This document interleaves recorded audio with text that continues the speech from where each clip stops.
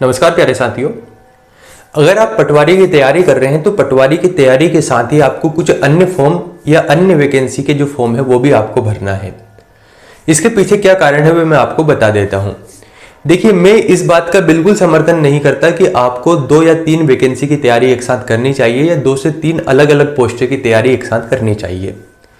उसके पीछे कारण ये होता है कि हमेशा कहा जाता है कि 2 नाव में अगर आप पैर रखकर चलोगे तो आप आपकी मंजिल तक नहीं पहुंच पाते।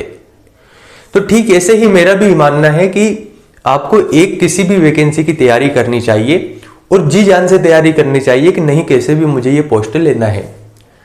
तो आप कहेंगे सर फिर आप ऐसी बात क्यों कर रहे हैं कि आपको किसी अन्य वैकेंसी का फॉर्म भी सबमिट करना है, फॉर्म भरना है। उसके पीछे कारण यह है कि पटवारी का जो सिलेबस है, पटवारी के सिलेबस के बाहर उन वैकेंसी का सिलेबस नहीं है।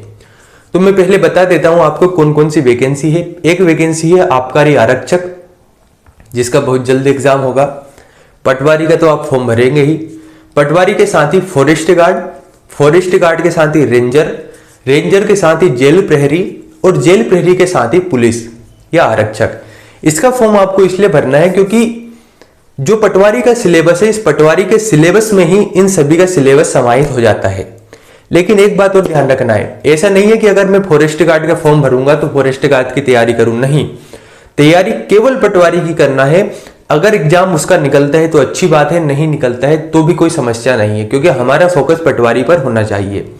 लेकिन अगर आपने पटवारी की बहुत अच्छे ढंग से तैयारी की और किसी कारणवश नहीं हो पाया, वैसे तो अगर आप सही दिशा में मेहनत करेंगे तो पटवारी बनने से आपको कोई नहीं रोक सकता। और हो सकता है कि पटवारी के साथ ही आप 3 से 4 गवर्नमेंट जॉब ले पाए। आबकारी आरक्षक में भी आपका हो सकता है, फॉरेस्ट गार्ड में भी हो सकता है, इसके साथ ही पुलिस में भी हो सकता है। तो हो सकता है कि आप एक साथ 4-5 गवर्नमेंट जॉब ले पाए और आपके ऊपर निर्णय रहे कि मुझे किस जॉब को ज्वाइन करना है।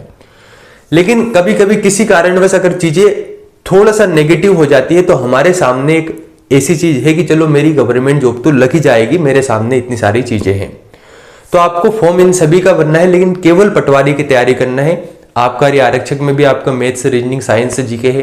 फॉरेस्ट गार्ड में भी आपका इंग्लिश है, मैथ्स है, रीजनिंग का मुझे शायद पता नहीं रीजनिंग है या नहीं, लेकिन हिंदी या इंग्लिश वगैरह सब्जेक्ट है। लेकिन जो पटवारी में सब्जेक्ट है, इसके अलावा बाहर कोई सा भी सब्जेक्ट नहीं है।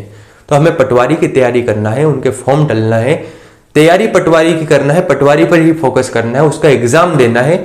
लेकिन अगर आप पटवारी की शिद्दत से तैयारी करेंगे तो वो एग्जाम आपके आसानी से निकल जाएंगे। बहुत बहुत धन्यवाद।